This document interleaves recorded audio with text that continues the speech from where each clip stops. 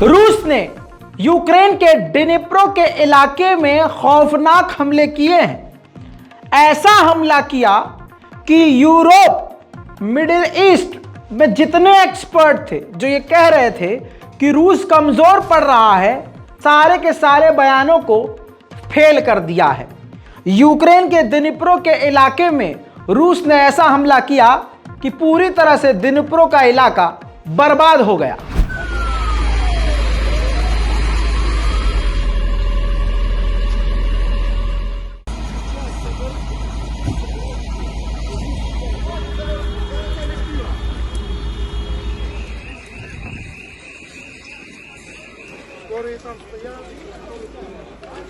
Знаешь что?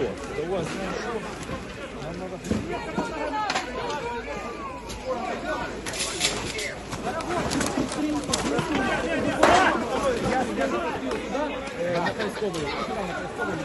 Ты начальник боевого участка номер 1. Ребята, это пиздец. Нет подъезда. Просто нет подъезда. दोस्त, रूस के इस खौफनाक हमले में 5 आम नागरिकों की मौत हुई और कई घायल हैं, लेकिन मरने वालों की संख्या बढ़ सकती है। तबाही देखने के बाद आप समझ गए होंगे कि रूस के इरादे नेक नहीं हैं। सलाम, नमस्ते, सत श्री अकाल। मैं हूं रजा और आप देख रहे हैं रजाग्राफी का वॉर अपडेट। इस रिपोर्ट को शुरू से अंत तक देखिएगा, क्योंकि इसी रिपोर्ट के अंदर रूस और यूक्रेन की जंग की ताज़ा जानकारी सबूत के साथ मैं आपको देने वाला हूं।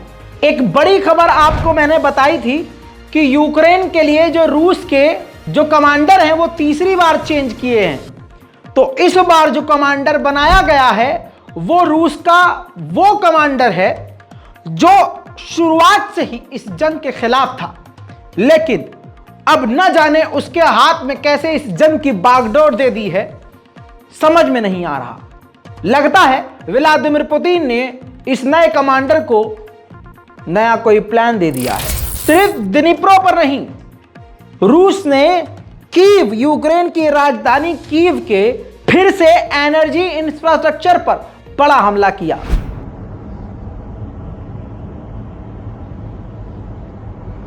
उधर ब्रिटेन ने सारी कंफ्यूजन को खत्म कर दिया है। ब्रिटेन के प्रधानमंत्री ऋषि सुनक ने ऐलान कर दिया है और यूक्रेन को कह दिया है कि हम अपना सबसे खतरनाक टैंक चैलेंजर 2 विद आर्टिलरी देने वाले हैं। इस बयान के बाद, इस ऐलान के बाद यूके के अंदर जो रशियन एम्बेसी है उसने ही स्टेटमेंट जारी करके यूके को वार्न किया है कि आप अपने सबसे घातक कॉम्बैट टैंक दे रहे हो, इससे जंग और बढ़ेगी, टेंशन और बढ़ जाएगी। उधर यूरोपीय यूनियन की प्रेसिडेंट ने फिर से कह दिया है कि यूरोपीय यूनियन के सभी देशों को फिर से रूस पर और कड़े प्रतिबंध लगाकर सख्ती करनी होगी। वहीं यूक्रेन का डिनिप्रो पेस्टोवेस्क का इलाका बिना बिजली के अंधेरे में डूबा हुआ है।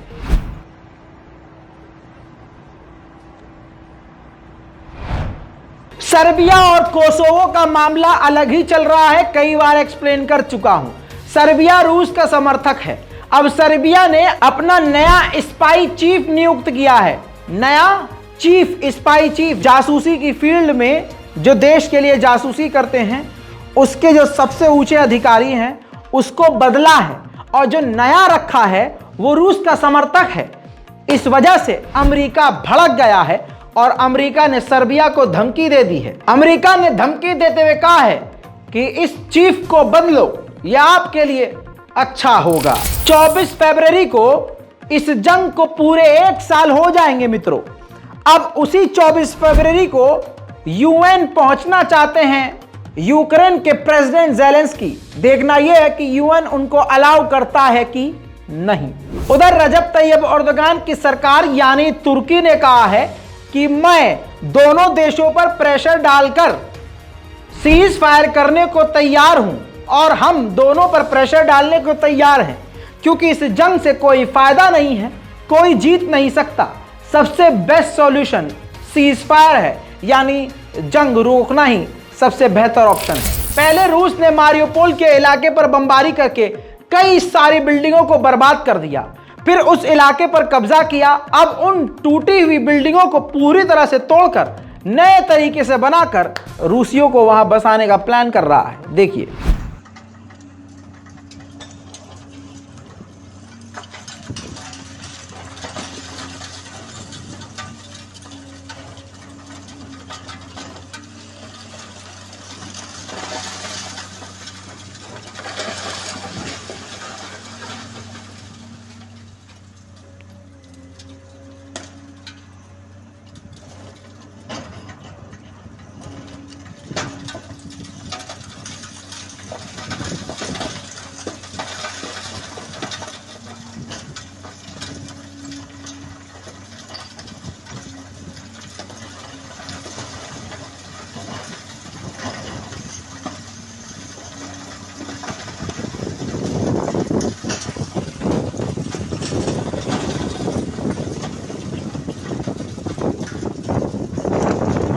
व्लादिमीर पुतिन ने जब देख लिया कि सारी दुनिया पुरानी दुश्मनी निकाल रही है और यूके इस वक्त रूस पर काफी भड़का हुआ है, तो रूस के राष्ट्रपति व्लादिमीर पुतिन ने यूके की भी सारी हिस्ट्री खोल डाली और इल्जाम लगाते हुए क्लियर कट कह दिया कि भाई साहब, ये ही वो यूके है जिसने हमारे मित्र इंडिया को सालों साल तक बर्बाद किया। मिलियंस ऑफ इंडियन इनके जुल्म के आज भी गवाह हैं। भारत को इन्होंने सबसे बड़ा नुकसान दिया और आज भी भारत में 100 मिलियन से ज्यादा विक्टिम्स हैं जिन पर इन्होंने जुल्म किया और आज ये ज्ञान दे रहे हैं दूसरों को। दोस्तों, कहा यह जा रहा है कि रूस और भारत की दोस्ती चरम सीमा पर है और ऐसे में भारत को आगे रखते हुए भारत का पुराना मुद्दा उठाकर यूके को जलील रूस ने कर दिया है। इतना ही नहीं, यूके के ऊपर गुस्सा ऐसा पुतिन का फूटा कि पुतिन ने यूके के डिफेंस मिनिस्टर को बैन कर दिया, पाबंदी लगा दी और सैकड़ों ब्रिटेन के अधिकारियों को भी बैन कर दिया। अब ताजा तस्वीर ये देखिए, बेलारूस ये टैंक भेजे जा रहे हैं, ये रूस में है इस वक्त। अब रूस से टैंक बेलारूस की तरफ भेजे जा रहे हैं। रूस ने कल ही ऐलान कर दिया था, बस बेलारूस जंग के बिल्कुल मुहाने पर है, जरा सा भी कोई हरकत हुई तो बेलारूस जंग में उतर आएगा।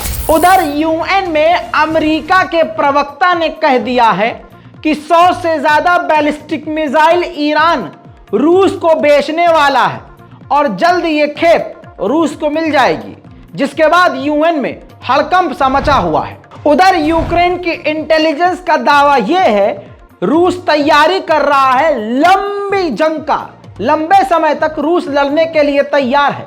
याद है ना, पिछले हफ्ते तक यही यूक्रेन, ब्रिटेन, जर्मनी, फ्रांस सब कह रहे थे कि रूस कमजोर हो चुका है और टूटने वाला है। अब यूक्रेन की इंटेलिजेंस ने दूसरा दावा किया है। उधर तुर्की के बारे में जो बात सामने आई थी कि क्लस्टर बम यूक्रेन को दिया है, जब इंटरनेशनल कम्युनिटीज ने सवाल खड़े किए, तुर्की को सफाई देनी पड़ गई। ईरान की तरह तुर्की भी मुकर गया। तुर्की ने कह दिया कि हमने कोई भी क्लस्टर बम यूक्रेन को नहीं दिए हैं। यूक्रेन का एक इलाका है ज़ैपोरिज़्ज़ा नाम का, उस इलाके पर रूस का कब्जा है। यूक्रेन ने उस इलाके पर ज़ैपोरिज़्ज़ा अपने ही इलाके में जो अब रूस के कंट्रोल में है वहां पर हमला किया और 4 से 5 रूसियों को कत्ल कर दिया। हमले के बाद कुछ ऐसा मंजर है।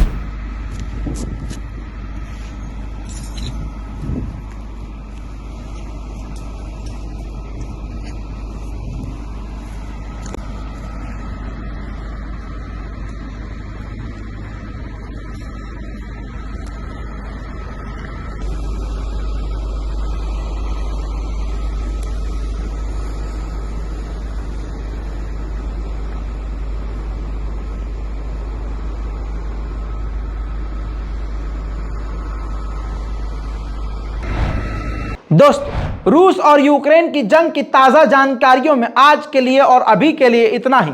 इस पूरी रिपोर्ट को शेयर कीजिए, दोस्तों तक इस रिपोर्ट को पहुंचाइए, चैनल को सब्सक्राइब कीजिए और दुआ कीजिए कि पूरी दुनिया से जंग, नफरत, अफरा तफरी खत्म हो। जय हिंद।